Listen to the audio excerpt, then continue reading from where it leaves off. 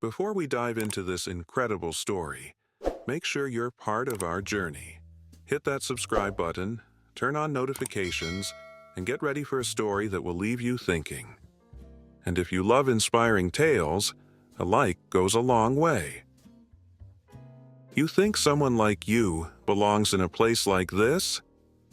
The words sliced through the evening air, freezing every conversation within earshot. The businessman's voice carried an edge sharp enough to cut through the restaurant's ambient piano music, his manicured finger pointing at the young waiter's prosthetic leg peeking beneath his pressed uniform pants. The waiter, Michael, stood perfectly still, order pad clutched in white-knuckled fingers. Around them, crystal glasses froze mid-toast, forks hovered above plates, and 20 pairs of eyes darted between tables, pretending they hadn't heard. The restaurant's warm lighting suddenly felt harsh and exposing, illuminating a moment nobody wanted to acknowledge, but everyone would remember. In the corner booth, partially hidden by an ornate column, a man lowered his menu. His eyes, dark and unreadable, followed the scene from beneath the brim of a worn fedora. Nobody had noticed Johnny Depp when he'd entered 30 minutes earlier, but in moments, everyone would remember he was there. If this moment made you feel something, imagine what's coming next. Hit that like button and stay with us. Subscribe now. Michael had been working at Elysium for just under 3 months. Each shift was an exercise in endurance, not because of the prosthetic that replaced his left leg below the knee. He'd mastered living with that years ago, but because of the silent judgment that followed him through the dining room. The restaurant catered to the city's elite, people who spent more on a bottle of wine than he made in 2 weeks. Still, he took pride in his service, memorizing wine pairings and guest preferences with meticulous attention. Tonight had been going well until table 7. The businessman, Richard Whitmore according to the reservation, had arrived with 2 associates, immediately demanding the sommelier and dismissing the day's specials before Michael could finish describing them. Throughout the appetizer course, Whitmore's eyes had repeatedly drifted to Michael's leg, his expression souring with each glance.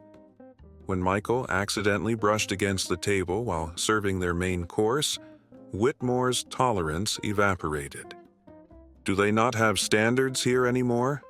Whitmore's voice carried across the room. "I specifically requested their best server." The restaurant manager, Sophia, appeared beside Michael in an instant, her practiced smile masking the anxiety in her eyes. "Is everything all right with your meal, Mr. Whitmore?" she asked, positioning herself slightly in front of Michael like a shield. "The food is acceptable. The service, however..." Whitmore gestured dismissively toward Michael. "I'm paying premium prices. I expect premium everything, staff included." He emphasized the last word, his gaze deliberately falling to Michael's prosthetic. Sophia's smile tightened. "I assure you, Michael is one of our finest servers." "Then, your standards must have fallen dramatically." Whitmore chuckled, looking to his companions who offered obligatory smiles. "Wouldn't you agree a 5-star establishment should present a certain image?" The silence that followed was suffocating. At nearby tables, patrons stared intently at their plates, wine glasses, anything to avoid acknowledging the cruelty unfolding. A woman in red silk whispered behind her hand to her companion. A gray-haired man in a tuxedo cleared his throat uncomfortably. Michael stood frozen, his professional mask cracking. Every instinct screamed to defend himself, but the weight of his responsibility, rent due next week, his sister's tuition payment, pressed down on him. One wrong word and he could lose everything. So he stood, absorbing the humiliation as Whitmore continued. "I mean, really, it's like going to a luxury car dealership and being helped by someone who can't even drive." Whitmore's voice grew louder, feeding off the discomfort around him. "Wouldn't you rather have someone whole handling your food?" In the corner booth, Johnny Depp set his menu down entirely. His fingers tapped once, twice against the white tablecloth, a subtle rhythm that betrayed a rising tension. The restaurant's soft lighting caught the edge of his profile as he shifted slightly. Anyone watching closely might have noticed how his posture straightened, how his eyes, those eyes that had portrayed characters from troubled outsiders to pirates and Mad Hatters, narrowed with a quiet intensity. Depp took a slow sip of water, set the glass down deliberately, and began to rise from his seat. Things are about to take a turn. Don't miss what happens next. Subscribe, like our video, and keep watching.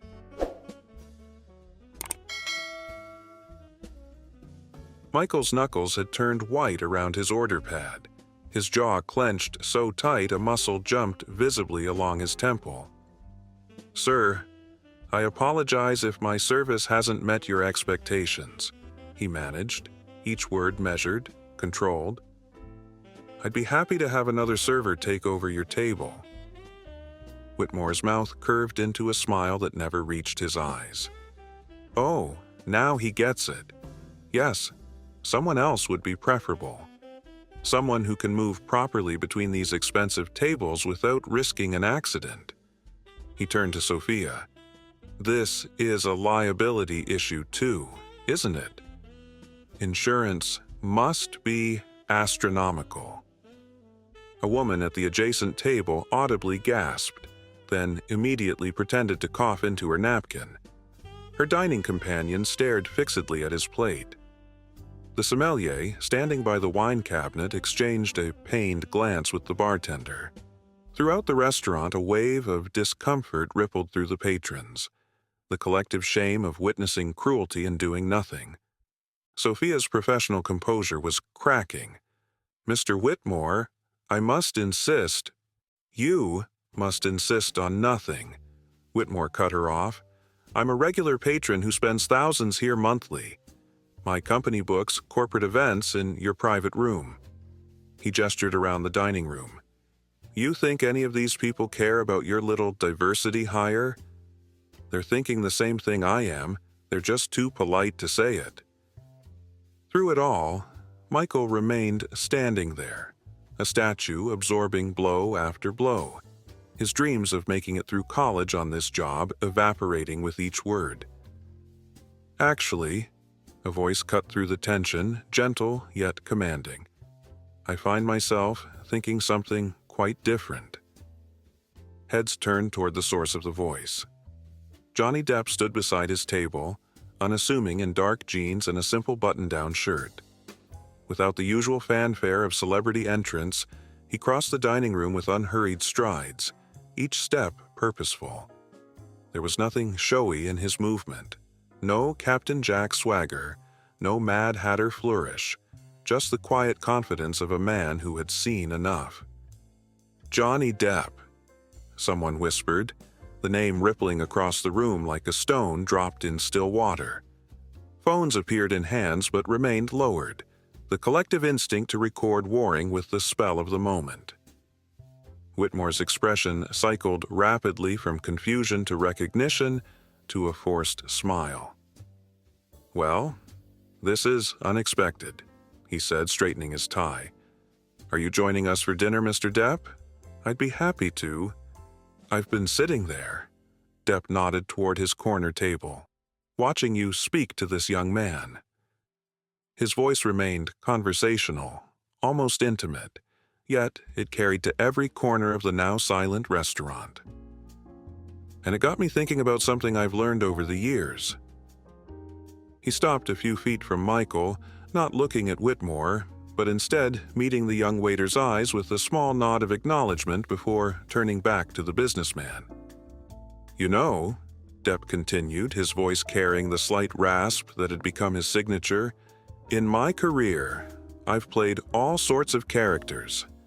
Kings and beggars, monsters and heroes." He gestured with a hand adorned with simple rings. "But the interesting thing about humans, real ones, not characters, is that they reveal who they truly are in moments exactly like this one." Michael stood straighter now, his eyes fixed on Depp with a mixture of surprise and cautious hope. The restaurant had fallen into complete silence, the ambient music seeming to have magically ceased, though no one had touched the sound system. "Do you know what I saw just now?" Depp asked, finally looking directly at Whitmore. "I saw a young man doing his job with dignity despite pain I can only imagine. I saw him handle your disrespect with more class than you've shown all evening." Whitmore's face flushed red. "Listen, I appreciate your films, but you don't understand the standards." "Standards," Depp repeated softly, almost sadly. "I've worked in places where the standard was excellence. Hollywood sets, 5-star hotels around the world. But I found that true excellence, true class, has nothing to do with perfection." He gestured toward Michael's prosthetic leg without a trace of pity. "It has everything to do with how we treat people who are fighting battles we know nothing about." Phones were up now, recording discreetly. What had begun as a cruel moment of public humiliation was transforming into something else entirely. A master class in quiet humanity from an unexpected source. This story is only getting deeper. What would you do in this situation? Comment below, and let's talk. Whitmore's confident facade cracked further, his eyes darting around the room seeking allies and finding none. "This is ridiculous," he said, trying to regain control. "We're talking about a service industry. Appearance matters. Functionality matters." "Functionality," Depp echoed, his eyebrow raising slightly. "Let me ask you something. Has your meal been delivered promptly?" He gestured to the plates on the table. "Your wine poured correctly? Your requests accommodated?" Before Whitmore could answer, Depp turned to Michael. "May I ask how long you've worked here?" 3 months, sir," Michael answered, his voice steadier now. "And before that?" "I was in physical therapy for 6 months. Before that, I was in Afghanistan. Army, 2 tours." A murmur rippled through the restaurant. The businessman's companions shifted uncomfortably in their seats, one of them staring intently at his water glass as if it might offer escape. "I lost it stepping on an IED while clearing a village," Michael continued, standing taller with each word. "Was trying to get a kid out of a collapsed building." Depp nodded, his eyes never leaving Michael's. "Thank you for your service." He turned back to Whitmore, whose face had drained of color.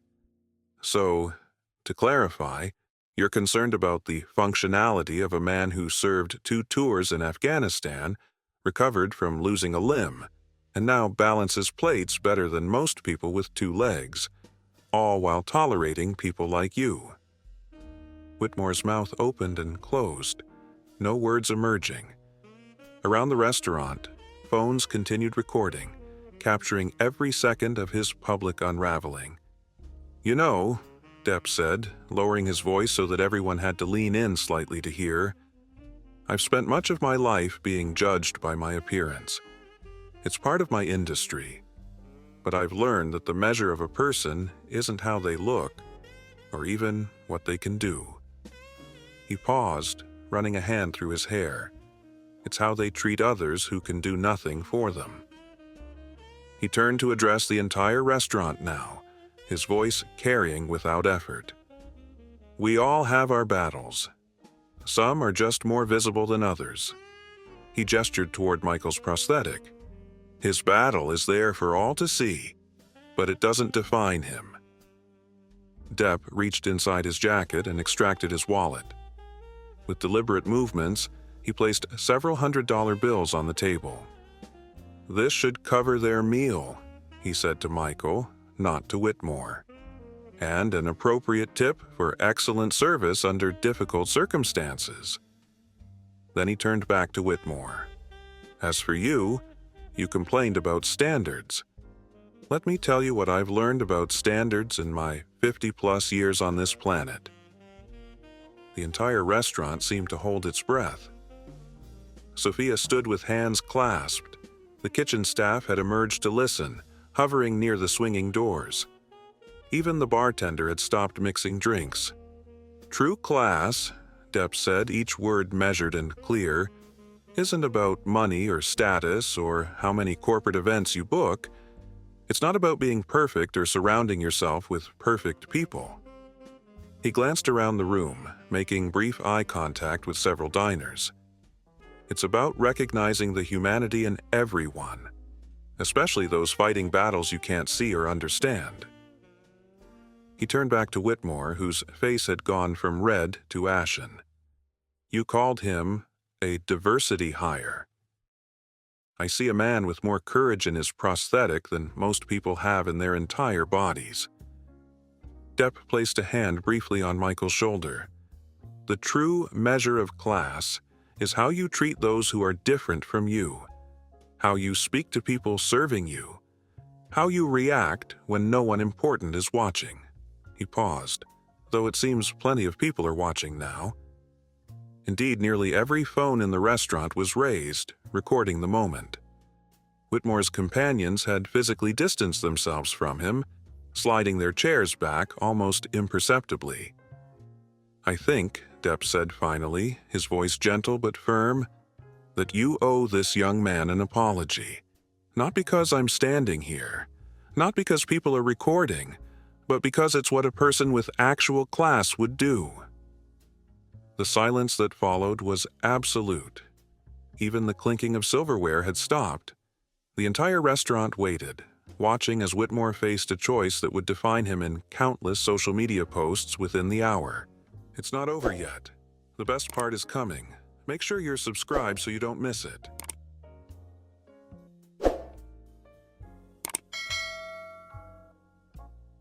Whitmore looked around the restaurant, reality dawning that there was no graceful exit.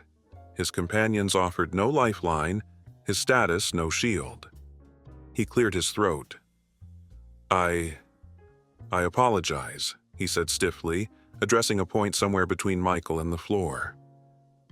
"My comments were inappropriate." The apology hung in the air. Technically complete, but hollow.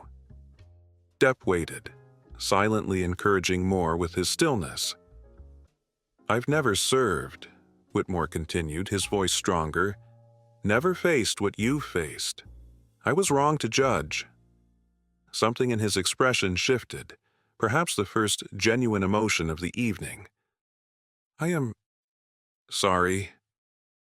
Michael nodded once, his posture professional but his eyes slightly bright. "Apology accepted, sir." Simple words carrying the weight of true dignity. Depp stepped back, his role complete. As he turned to walk away, applause broke out, starting with a single pair of hands from an elderly woman by the window, spreading until the entire restaurant joined in. It wasn't for the celebrity. It was for the moment of justice they had witnessed. For the transformation. For Michael. Whitmore and his companions quickly settled their bill and left, but not before several diners politely declined to shake his extended hand. The message was clear. Actions had consequences, even for the wealthy. As the evening settled back into its rhythm, Depp returned to his corner table, declining the many offers to join other diners with a polite smile and wave. He finished his meal quietly, occasionally looking up to meet the eyes of those who nodded gratefully in his direction. By midnight, the video had reached 10,000 shares. By morning, it would cross 1 million. Comments poured in from veterans, people with disabilities, service workers, and celebrities alike. What could have been just another story of public cruelty had become something else. A moment of reckoning, of quiet dignity restored. In the kitchen, Michael found himself surrounded by staff offering silent fist bumps and shoulder squeezes. Sophia pulled him aside, eyes shining. "I should have done more," she admitted. "I was afraid of losing his business." "We all were," Michael said. "That's why people like him get away with it." Before leaving, Depp asked for Michael specifically to bring his check. As the young waiter approached, Depp stood and offered his hand, not the distant handshake of celebrity to fan, but the firm grip of equals. "Thank you," Michael said simply, "not just for what you did, but how you did it. You didn't make it about you." Depp smiled, the lines around his eyes crinkling. "I've been on both sides, you know. Been the oddball everyone stared at. Been the celebrity everyone wanted a piece of." He shrugged. "At the end of the day, we're all just people trying to get through." As Depp left, he pressed something into Michael's hand, a business card with a handwritten number. "My agent," he explained. "Call him when you're ready for something beyond this place. A man with your experience and character has options." A week later, the restaurant announced a new scholarship program for veterans entering the hospitality industry. Donations flooded in, with Whitmore's company among the first major contributors, a public redemption attempt that nonetheless did real good. As for Michael, he stayed at Elysium for another year, finishing his degree in business management. He never did call Depp's agent. Instead, he opened his own restaurant, a place where staff and customers of all abilities were equally welcomed. He named it Standards, a small joke that grew into something larger than himself, a reminder that true class isn't about what you have or how you look, but about how you treat the people around you. Wow, what a story! If this moved you, imagine what else we have for you. Hit that like button, drop a comment, and let us know what you think.